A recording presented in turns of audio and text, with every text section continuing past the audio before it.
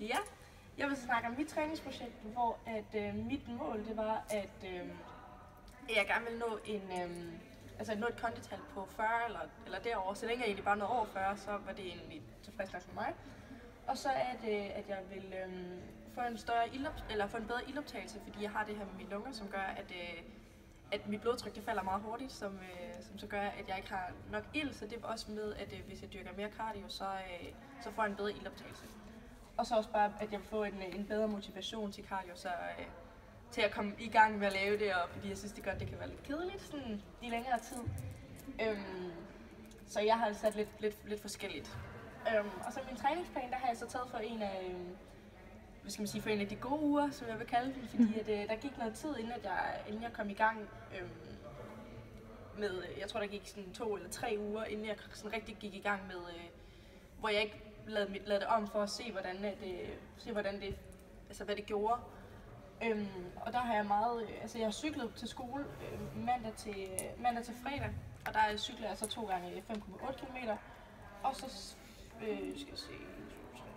så cirka 6 gange om ugen, så har jeg så haft styrketræning, hvor der har med cardio, hvor inden træning, der har der været 20 minutters cardio, og efter styrketræning, så har der været 10 minutter kvarter, alt efter sådan, hvis jeg også skulle cykle hjem og sådan nogle ting. Og så styrketræningen, den har jeg så lagt på omkring imellem 1,5 time til 2 timer.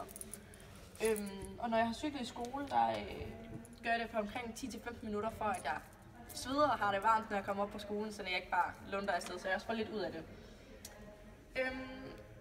Og så med mine resultater, ud fra alt hvad det er, jeg har, ud fra mine forhold, hvis man skal sige det sådan, så er der det her med, at jeg har været meget præget omkring med mit blodtryk, at det har præget mig meget, blandt andet med min første bip-test inden sommerferien.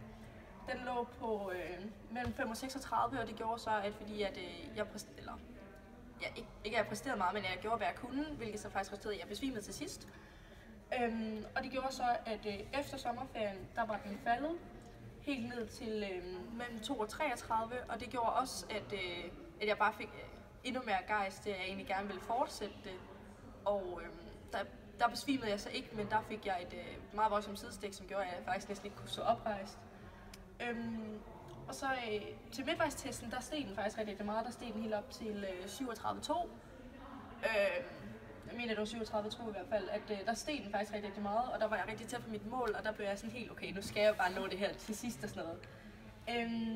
Så blev jeg så ramt af nogle skader, som så gjorde, at jeg ikke kunne lave noget, hvilket selvfølgelig var rigtig øv, fordi at nu var jeg jo, så tæt på, og så var jeg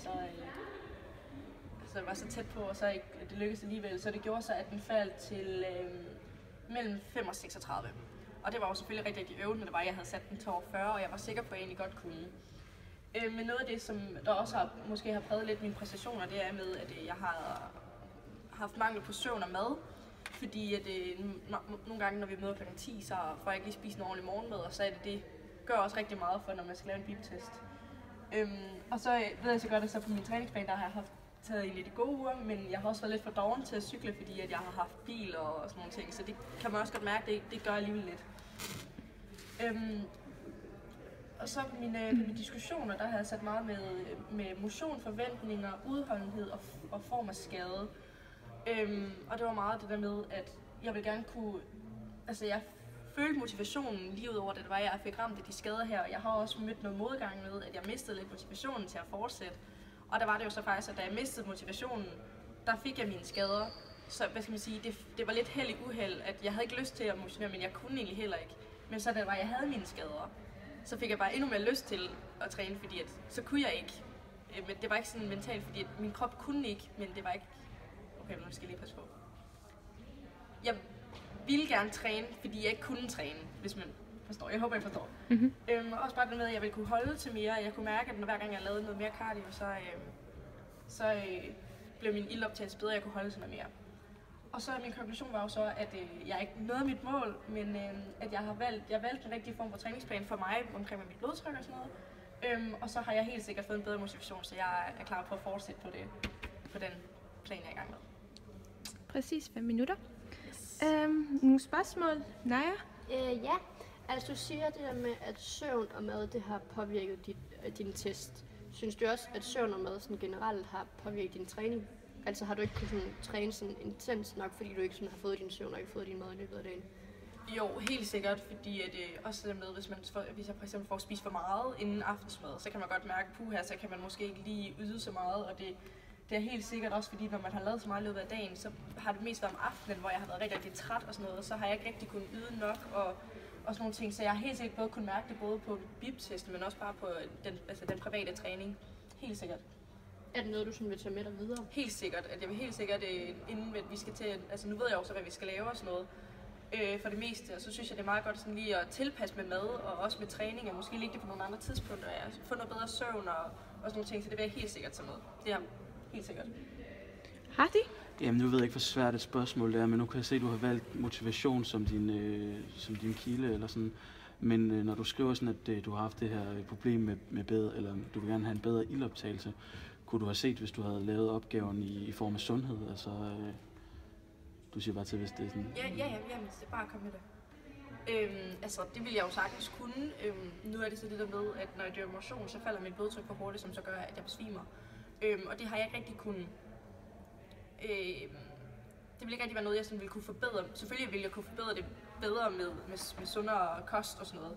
Men jeg vil ikke kunne forbedre det, som jeg ville med cardio og styrketræning.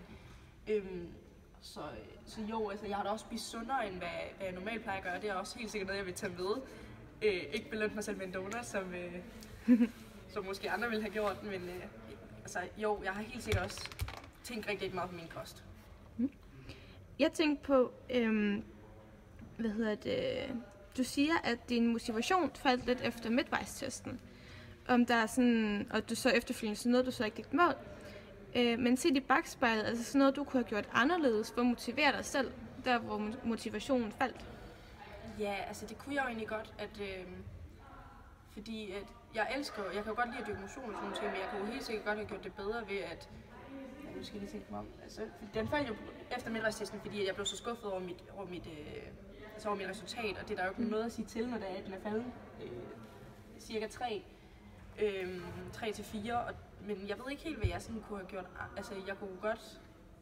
Jeg tror bare, at jeg skulle have haft nogle flere succesoplevelser med træning, også med, at jeg ikke skulle have trænet så sent, som måske gør, at jeg ville have fået, hvis jeg måske var stået tidligere op om morgenen, så lige når jeg var helt frisk, så kunne tage den og få nogle bedre succesoplevelser. Så jeg tror, hvis at jeg havde lagt mine træninger på et andet tidspunkt, og havde fået noget bedre kost, altså noget mere søvn og mere mad, og få det varieret den vej igennem, så tror jeg sagtens, at jeg ville kunne finde motivation, fordi jeg ville få nogle flere succesoplevelser. Også noget mere energi, vel? Ja, helt sikkert. Mere energi. Fedt. Maja? Ja? Okay, som jeg sagde, så har du valgt at sætte dig et præstationsmål, altså hvor du konkurrerer mod dig selv. Hvorfor har du valgt det i stedet for eksempel resultatmål, og for eksempel sagt, at jeg vil slå Naja? Ja, fordi at nu er det der med, at det ville jeg sagtens skulle have gjort, hvis det var en, der havde de samme problemer som mig, fordi at vi er jo meget forskellige, og for eksempel som dig, Naja, så det der med, at du er jo virkelig altså, i god form og i god fysisk form og kan holde til rigtig meget, hvor jeg er mere sådan, at jeg vil rigtig, rigtig gerne kunne alt det, du kan og sådan noget, men det har jeg bare ikke kunnet på grund af det jeg har, så derfor så har jeg valgt at sætte op mod mig selv i stedet for, fordi jeg ved, hvis jeg først sætter mig et mål mod andre, og de så er bedre end mig, så bliver jeg sådan lidt, så mister jeg først motivationen, fordi så ved jeg, okay, du kommer op på 50, der kommer jeg aldrig nogensinde op i de her forløb her, så det vil bare være et endnu større nederlag for mig selv. Så det du siger, det er, at du har sat et præstationsmål for at motivere dig selv? Lige præcis. Har du flere, Hardy? Ja, det er måske meget konkret, men jeg ved ikke helt, hvad det der cardio er. Kan du forklare, hvad det er? Det er bare løb og... bare hvor du får pulsen, altså pulstræning, hvor du får løb eller crossfit eller sådan noget, eller cykling eller sådan noget. Så det er bare at få pulsen op. Jeg tænker sådan ganske kort her til sidst, ikke også? Har du tænkt dig at træne mere cardio fremadrettet? Ja, helt sikkert. Altså nu har jeg også haft en hviledag om søndagen, men der kunne da godt være, at min liv skulle ud og løbe en lille tur, måske ikke så intens, som jeg ville gøre op i fitnesscenter, hvor det bare gælder om at komme så langt som overhovedet muligt på 20 minutter, men måske så tage en lidt lundetur, så bare løbe længere, fordi det får man også lige så meget ud af, eller gå nogle lange ture, eller cykle nogle ture, eller sådan noget. Så det vil jeg helt sikkert. Fedt! Ja, er det ikke det? Det var det.